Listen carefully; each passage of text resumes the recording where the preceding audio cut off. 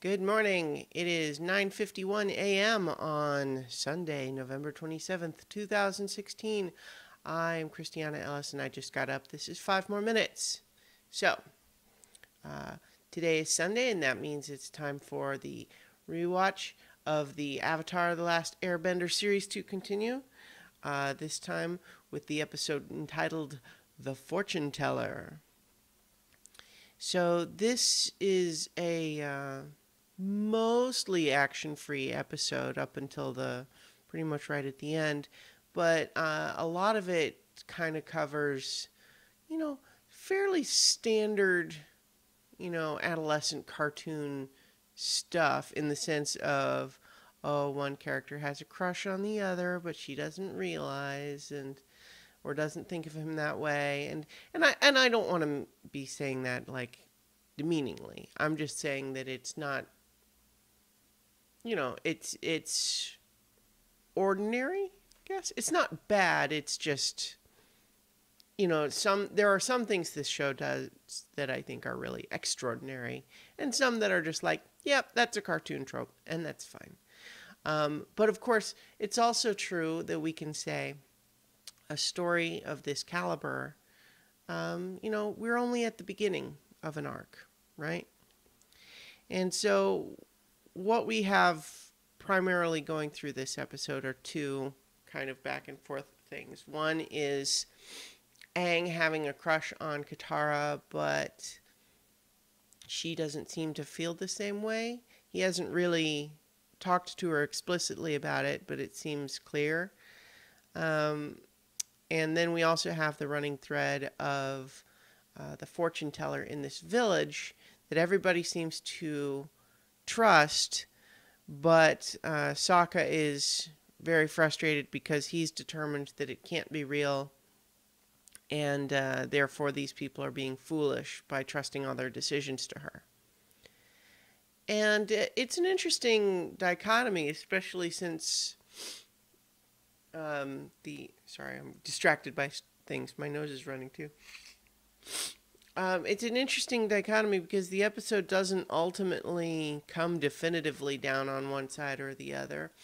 Just the way Sokka talks about it might lead us to suspect that the writers are sympathetic with his position of skepticism of this type of thing.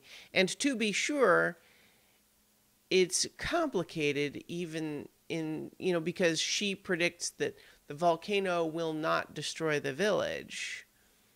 And then they discover, oh, the volcano was going to erupt after all and would destroy the village, but only through their advance warning and proactive attempts to steer the lava away, and then Aang's exceptionally powerful bending are the only things that keep it from destroying the village. And yet, her prediction that the village would not be destroyed is accurate.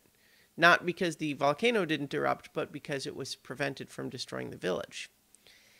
And that, of course, is very frustrating to Sokka because it's all about confirmation bias in an interesting way. And he points out several examples. One, for example, is the very first guy that they meet seems utterly unconcerned that he's being attacked by a platypus bear, which let's just briefly reflect on that being one of the many fun hybrid animals that this show introduces. Platypus bear, pretty great. The duckbill with teeth in it is a little weird, but whatever.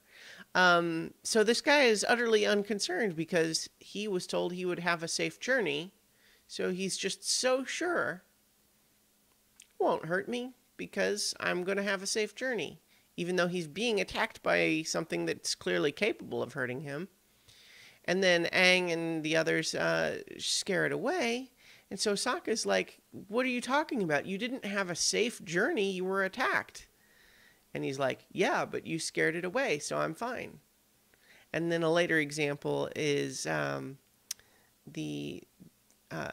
a guy that the fortune teller told him, you'll be wearing bright red shoes when you meet your true love.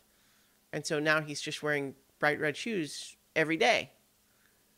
And so Sokka is pointing out, it's like, but if you wear them every day and then you meet someone that you fall in love with, you'll think that the prediction came true, when really all that happened was that you eliminated it as a variable. Because if you're wearing shoes every day, then,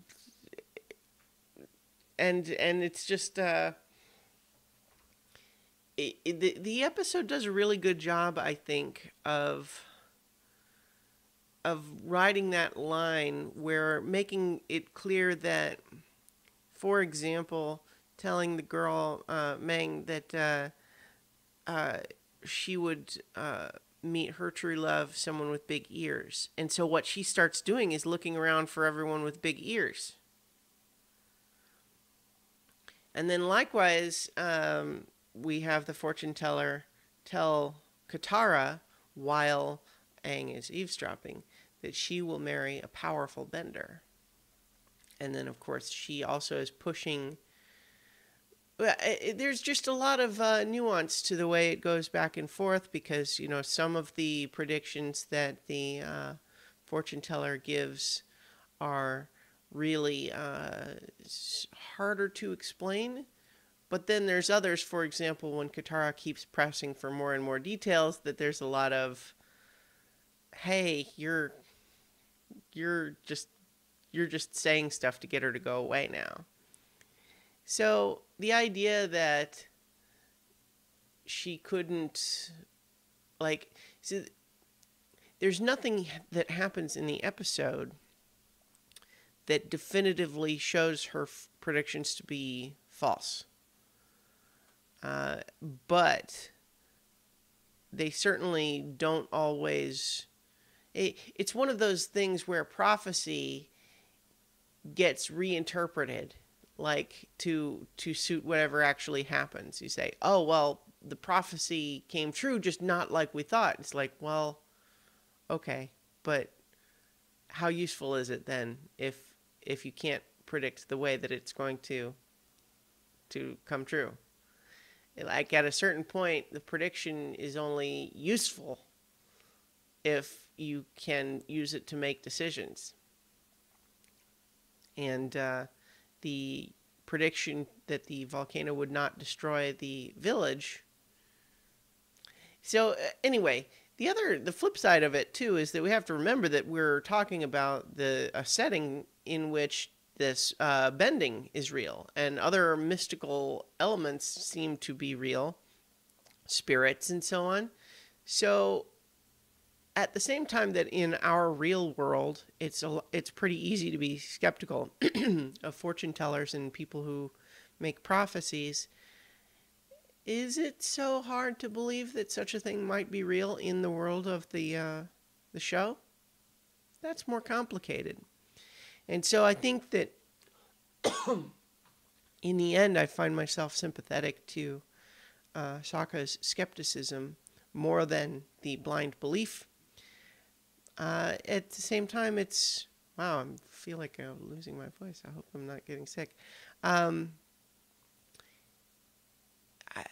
I guess I'm maybe just running out of things to say, because there's not a lot that happens in this episode. It's all the stuff of stopping the volcano's lava is pretty exciting and interesting visually, and I liked the tension between Sokka's growing frustration and the idea of a more laissez-faire approach to this fortune telling. I liked the tension there. And then, of course, the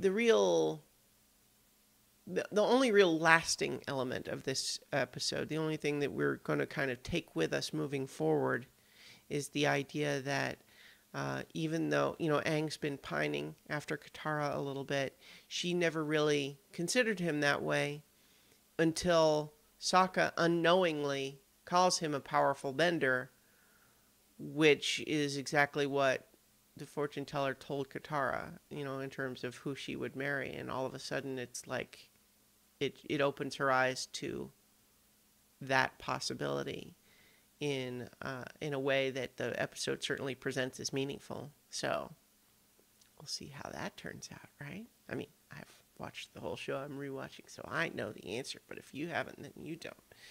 But that seems to be the only element that is going to carry forward into the next episode. Otherwise, this is kind of filler stuff, but it also does kind of set up this idea of, well, what are prophecies, and can they really be useful, and how does all that stuff work in this world? And we don't really get a definitive answer this time, but it asks the question. So, in any case, that is it for this time. It'll be back to work tomorrow, and I will talk to you guys tomorrow for 5 more minutes. And next week for more Avatar: The Last Airbender.